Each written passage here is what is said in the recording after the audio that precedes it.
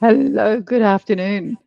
It is wonderful to be here on Thad's LinkedIn Live. I'm certain it will take a couple of minutes for people to join us. It sounds like our dog wants to be part of the conversation. This is a beautiful thing. It's a family event. Yeah. Hello, No. Thad. How are you today? I'm good, Vicky. How are you? It's like you're calling from the other side of the room. Indeed, indeed. Hello, everyone, and welcome. I'm Vicky, and I'm here with Thad Hollis and our dog in the background, Tilly, Matilda, George Hollis. Anyway, I'm here with Thad Hollis, and Thad is a mediator, divorce coach, and conflict coach with over 30 years' experience helping people navigate separation and conflict, among many other types of conflict. Today, we're talking about something that doesn't often get discussed, or in my view, probably not enough. And that is what healthy closure actually looks like after a relationship ends. Closure can mean different things to different people. So some people think closure means a final conversation where everything just gets resolved and you can move on with your lives after separating. And then other people might think that it's something that the other person needs to give them. So we're going to talk about it all. It's all quite interesting. Today, Thad will break down what closure is, how to create some emotional space for yourself and for your healing, and how to move forward without dragging resentment and that unfinished business into your next chapter that you get to design your life by design.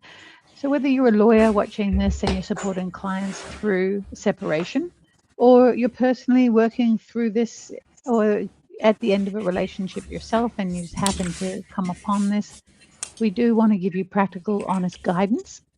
So, Thad, let's get right into it. Yeah. I'd love to start with the first question, and that is what is closure really?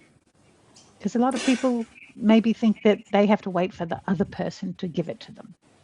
Yeah. And I think a common mistake that most of us make when we're going through anything in life is that we think, well, they owe us, or I need them I need to forgive them, or they need to be forgiven, and it's like, that's not how closure works. Closure is a self journey. It is really a reflection inwardly to sort of say, well, I am whole, I am complete, I can move on. And it's releasing the disappointment, the anger, the grief, all those things that we carry from the expectations. We've said this before on this medium that, people, when they get into a relationship, no, I've yet to hear this in 30 plus years. Someone say, well, how can I have cheated this person over or taken something from, people enter a relationship with the highest of aspirations and hopes. And then to have it end, and it doesn't matter who ends the relationship. It really is, there's grief, there's loss, there's a sense of, well, I'll show them, or they owe me, or they didn't treat me fair, which is why I had to end it, or, they left me. All of these excuses. And closure really begins when you no longer assign blame and that your emotional regulation starts to calm down. You start to feel more at peace. You start to be not cruel about them. You don't talk poorly about them. Even if you believe that they deserved to be called all the names. And, if it's in a parenting situation, and I've said this to so many clients over the years, do you believe your children love the parent? And the answer is always, sure, I think so. Yeah, I think they do. So why would you then, you love your children. So why would you want your children to feel differently? Why would you want to badmouth your own children? Because you're actually telling them something that you don't really want to convey, that you modeled poor behavior. So it's closure comes, it's many, many layers. It's not just one thing. It's not like, okay, I'm zipped up, I'm good, I'm going out into the world again. It requires a process of dignity, respect, approaching life healthily, learning to forgive yourself while you let go of the anger, the disappointment, and even in some cases, that deep grief of what that other person represented for you. Mm, gosh, there's so much packed in there. And what I'm really hearing is that closure is an inside job. Absolutely. It only comes from the work we do on ourselves or with ourselves, and coming to understand what our feelings are, and also coming to feel our feelings. Because I think a Yeah. lot of the things you just described are outcomes of feelings. It's a way of maybe acting out or trying to escape our feelings or try to express our feelings, but not always in a healthy way. And these scenarios come up in life generally, whether you're separating or not. And as we talk about this specifically in this example, where people are separating or divorcing, there's so many mixed emotions, even for the person who may have instigated the separation. Yeah. And I have not come across a case in my time working in this area where even the person that instigates the separation doesn't have intense feelings of regret, loss, of something that's gone. Even if they've moved on into another relationship, there's still an ideal that was held, and there's anger towards that. I wouldn't have if you had, is often something I hear when working with a client. And like, well, you know, that's not a truth. That's a result of a feeling of disappointment, of and it masks itself with anger, it masks itself in fear, it masks itself in poor behavior and judgment, and often acting out of those feelings, thinking if I don't protect myself by doing this, something bad's going to happen. And I tell my clients the first rule is always pause.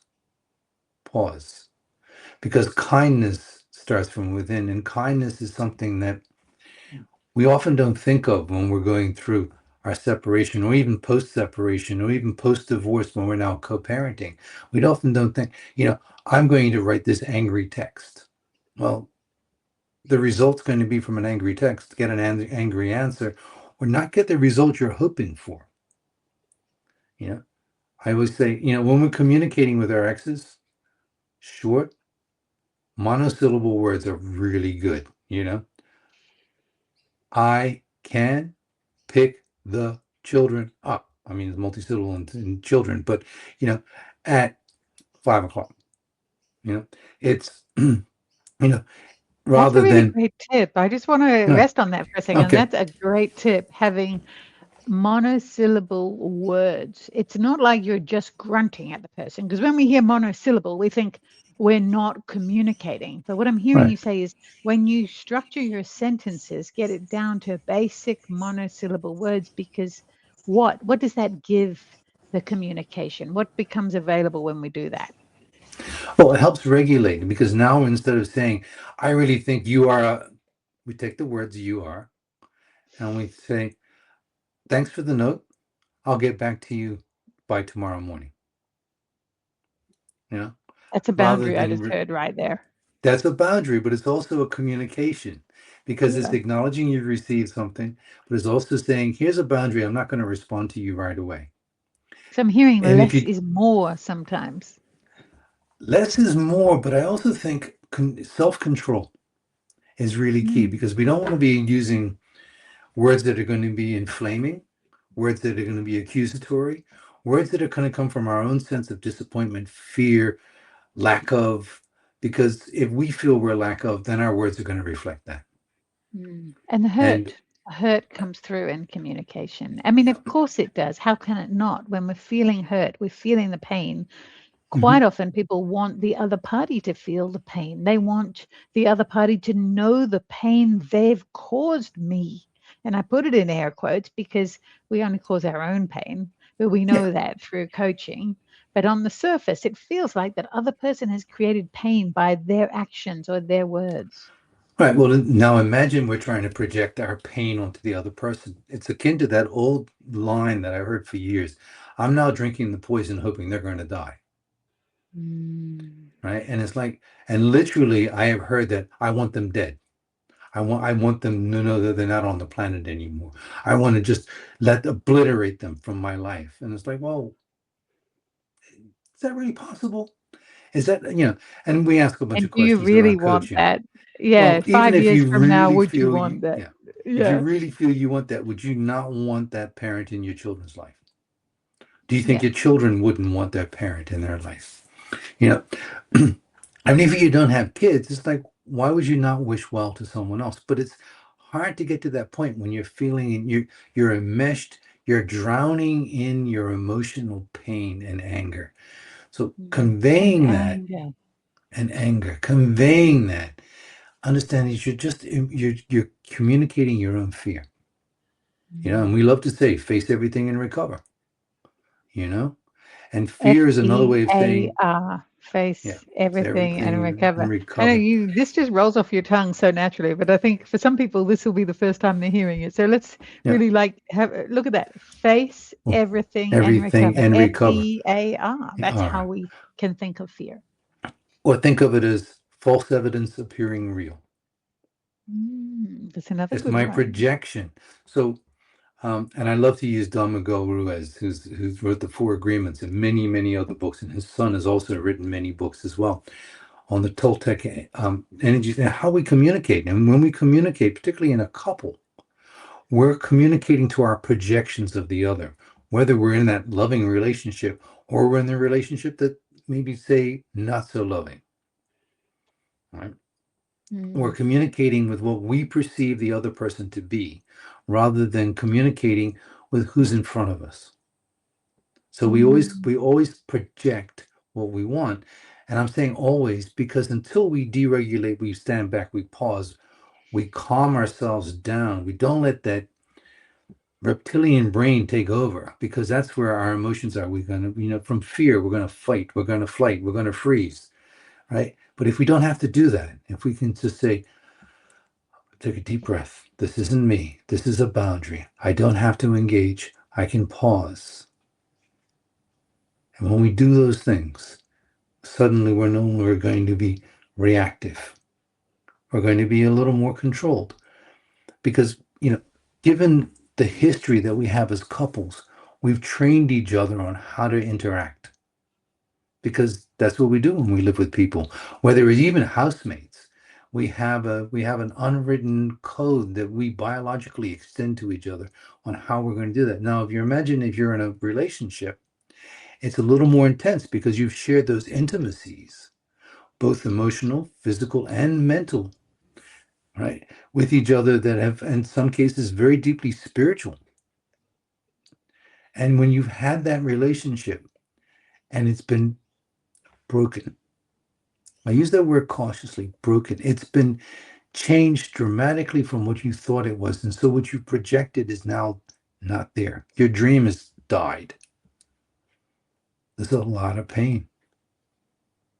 And in that pain, we want the other person, as we started this conversation, this section, with, I want you to acknowledge that you did this.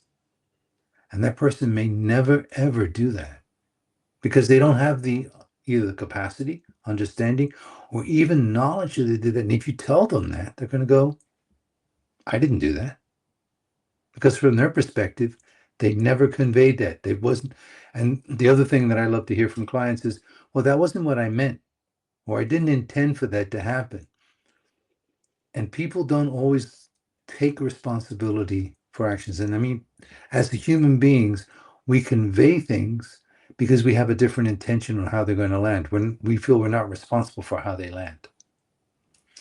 And so when you're the recipient, you choose how to receive that. Technique I learned a long time ago, and we're talking about boundaries just now. I love this technique. There's two layers, and one is permeable. It's a little porous, and so someone sends something at me, and it goes bang, and I go, okay, is that a truth? And if it is, I can allow it in. If it's not a truth, it falls off from me, and I use that word Teflon. It just sort of slides away. It's not going to stick on me. But I need those two boundaries so that I can feel safe, in control, and empowered in my own skin. And that's where I use those two boundaries to sort of say, this one allows things in, and I can decide whether or not it's true. If it's true, I'll bring it in further towards here. And then I mm, can live with that. And it's it's maintaining all of that regulatory stuff that we just Mm. don't do normally because we go, oh my God, they just sent me this message. Oh, they said this. React, react, Right. react. Yes. And And what I've heard you say there with those two skins, so to speak, is that you are not reacting, you're responding. You're first deciding whether what has been said is a truth to you. And when Mhm. you have that level of awareness, and this is something that I think we can all practice in our everyday life, even when we're not in conflict, we can practice this from this moment on that says, if I hear something about me, I get to decide if it's my truth. Just because somebody said something doesn't make it true. Mhm. And I'm Mhm. also going to extend that because in these scenarios, you'll often find that it wasn't the person who said it to you directly. It's something that you heard from a third party who will, and it could well be the children, who will say, he said or she said this about you. And so much hurt can come up from this triangulation that may or may not have ever been said. So by using your technique of these two skins, if you hear something that so and so said something about you, instead of reacting with hurt, first you can decide whether it's even your truth. You know yourself better than anyone else on the planet. You can decide whether to take it on. Right. And an example that comes to mind when you say that is, and I've heard this, and it's in many, many, many scenarios that I've heard this very phrase. They were at a party and it was overheard saying they never really loved me. So, and it's like, but that's not true. But, how could they say that? Because, I still feel, right, and all of that hurt pours in. And it's something as simple as, and you know, exes say that all the time. Well, I never really loved them anyway. I was married to them for 20 years, but I didn't feel that, or 30 years. And I was like, well, let's check that this, and that's as a coach. As a Truth check. coach, we both know this. We reality test that, Yeah, right? it's a defense mechanism. They're trying to make themselves feel better about the outcome. Or in And their we sense all of, want to feel safe in our situation. So we'll do and say whatever it takes to feel safe. we will. And we know that the other party who said that it was overheard, that there's always a little game of telephone because the minute someone passes on something, they put their own, unconsciously often, put their own nuance to it, that they add their own words, that they don't give it back verbatim, they give it back using their language. They And translate it. right. And then if we rely on our memory, and we know that our memories are about as accurate as a goldfish, you know, it's like, oh, you know, I can swear that I remember this because I have an eidetic memory and everything's perfect. Well, go back and look at the video, right? And if Yeah, we can do that, then we know that, oh, that wasn't quite the way it happened. exactly. And I think this speaks so articulately to your position where we all have our own map. We all interpret things our own way through our own lens. So one conversation will be interpreted in two different ways by two different people, and both people will remember the same conversation differently. Hmm. And so when we recognize that everyone has their own interpretation, their own lens, then I mean, if you think about it that way, the world it's amazing that any of us communicate effectively at all. Well, let's question whether any of us really do, because even if we watch I'm gonna just draw a parallel. Even if we watch the same clip on the news, it will land differently and there's 20 people in the room. 20 people will say, oh, I heard this, and they can give you the facts of it, but everyone has an editorial opinion. So everyone's going to give their slant or their bias, their feelings of it, and they're going to emphasize that part which they heard. And the longer the clip, the more emotions we'll put to it. So Mm. going back to that scenario, there's a bunch of people sitting around listening to your ex say things. And if you ask 10 different people, you would get 10 different things. They may agree in a common with what was said, but their interpretation will be how much they like you. Are they a close friend? Do they want to protect you? They don't like you that much. They don't really care about it. They, all of that has a nuance that Mm. changes it. So imagine now you're receiving that. How do you want to react? And that's one of the things that what closure looks like. How do we react to things which, whether they're a truth, and I use that in quotation, a truth or not, doesn't matter. It's what lands within me. And this is the journey that, I say to clients all the time is that we're going to move from this head, this brain, this whole emotional vortex that creates chaos. Think of it as a cyclone. It's going to come at you and it's going to go through everything. But if we can move from that chaotic feelings and losing sleep and not eating properly and worrying about things and move to the heart. And that's where I look at it. It's the chamber where we can rest, where we can feel peace, where here we can lay in our own truth. Because this is where our beginnings are. This is where everything starts. And this is where our truth lies. It's within. And it's been my journeys to find that this is where I'm most calm. This is when I can relax and say, well, that's not my truth. Or, actually, you know what? That stings a little, but yeah, that is something I don't do well. Or that is something I shouldn't have reacted to that way. Or, yep, that wasn't my finest moment, but I'll learn from it. And Mm. using that language, that wasn't my finest moment, but I can learn from it and be better. And suddenly that's an act of kindness rather than, oh my God, I'm such an idiot. I shouldn't be doing that. Right? Because that's an old language that we heard either as a child or from our partner, or language that was reinforced that we can rewrite. So closure isn't just, okay, they're out of my life, they're obliterated, they're done, particularly if you've got kids. But it's like, oh, I can choose how I want to regulate, how I want to talk, how I want to communicate, how I want to be, and how where my boundaries are going to be firm and what's malleable. What is it that I can bend? Mm. This is such a great awareness to tap into your heart, which is really the space where the feelings happen, right? The feelings, the emotions come from the heart. They don't come from the head, right? We think with our head, we feel with our heart and our body. And so, how, let's just have that conversation about people connecting with their emotions. And as you said, you know, shame might be an emotion. If there's something that wasn't your finest hour, yet you're going to learn from it. So, Mhm. shame is a very deep and overwhelming emotion that often underlies a lot of the other emotions. So, when a person feels an emotion, what can they do to help them respond versus react, to help them bring closure to themselves for themselves, to find peace? Do you know it's always situational and it's where we're at, but it can take 30 seconds to stop it. And I'm going to say breathe. Take in a slow, deep breath and exhale slowly. So you might inhale for 4 and exhale for 8. It helps oxygenate the body. It gives you something to focus on.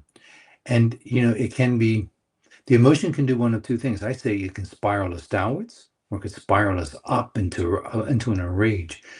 But if we want to, neither of which are at our finest selves.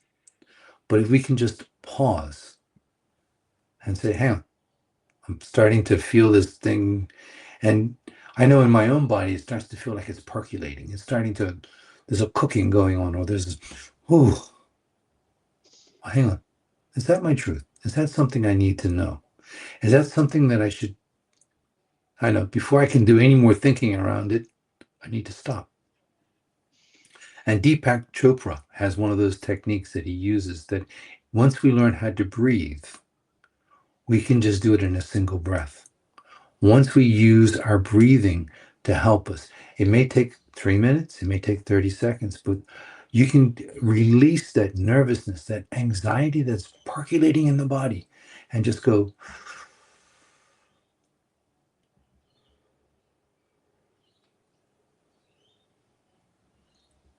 I was like, oh, Maybe I don't own this.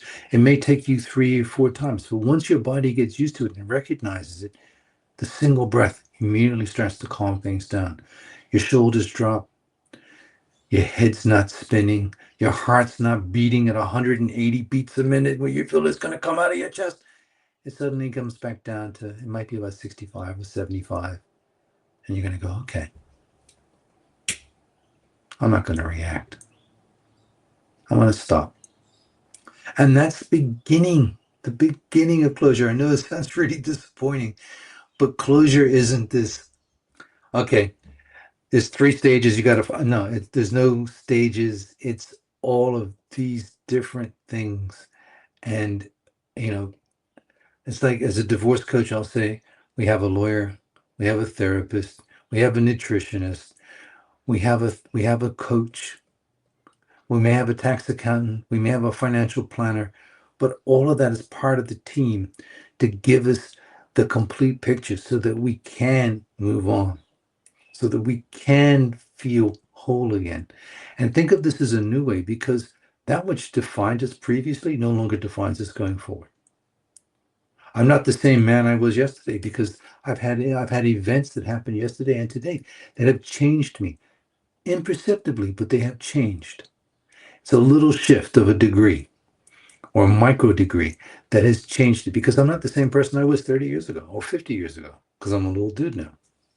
Yeah, I like it. I like the fact that I can acknowledge that my reactions at 17 and my reactions in my 60s are very different because I don't have to be off the cuff. And, I don't have that level of being able to bounce back or get away with it because I could rely on the impetuous youth that I was. Mm. And you have nothing That, left to prove. no, I think as we no, get older or more mature, we let go of the need to prove to ourselves what we're capable of because we know what we're capable of. And this is what self trust looks like. And this is yeah. self regulation. And what you've described and the breathing is a biological and a physiological way to regulate the nervous system so that we Hmm. can feel safe in our body first and then look at what the external life is facing. What is it bringing us? Once we're safe and sound in our body with self trust, then we can tackle pretty much or just handle anything that comes at us in a Well, we very become, different way from a very different yeah. base, a very different firm platform foundation. So we become less reactive. So imagine now we're able to take that and calm ourselves down. So we calm down that reptilian brain and slow it down enough that we look around. And so we're not compulsively eating. We're not using anger as a drug to react to things or depression as a result. We're not, we start saying, you know what, I need to get off the couch. I need to stop watching my, hours and hours of Netflix. I can do different things because I now have self awareness. And that's where this begins. We change those things around us. And the answer is everything will change because we're no longer going to be dragging the past forward. Mm. We're going to say, Such, that was my past. It's now a new beginning.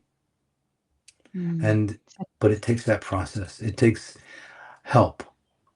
And we don't have to do this alone, which is why we build a team, right? yeah. Because I think loneliness is the other factor that happens when people are sitting in it and they feel like, well, they're just handling this alone. Even if they've repartnered, they're still carrying this co-parenting. They feel they can't share it. If they do, the other partner doesn't understand. They don't have to do this alone because I think loneliness is going to be the biggest kicker of what depression can turn into. And then if we're depressed, we're not going to answer. We're not going to answer well. Mm. There's so much to consider with There this is. conversation and closure. Like you said, it's not a light switch. It doesn't just turn it on and turn it off. It's not something that someone else gives us. It is actually about getting permission from ourselves, giving ourselves permission that we can be kind to ourselves. From what I've heard you share today, that kindness starts from within, that we don't need to judge ourselves. We don't need to share our pain. We don't need to prove the other party wrong. This is really about being kind to ourselves and learning how to sit with our feelings and how to be okay with our feelings, which is a process, as you shared, and it's something that probably isn't. It's not easy to do alone. So we encourage, anybody who's watching this live or on replay to seek help, to ask for support. There's so much support out there, whether it's through Thad or anybody else, and just don't go it alone, because a journey. What do they say? A journey shared is a journey. Problem shared or a problem A, halved. a joy shared is doubled, right? A pain shared is halved, Beautiful. right? Thank you, So, Thad. yeah. Yeah. Yeah. And thank you, everyone who's watching, who joined us today. If you are currently navigating separation or divorce, or you already have done, but you don't feel like you particularly have that closure that we've been talking about, then feel free to reach out. Thad's here to help as a mediator or a divorce coach or conflict coach. We'd also love to hear your reflections in the comments. Feel free to write in the comments on this LinkedIn Live post.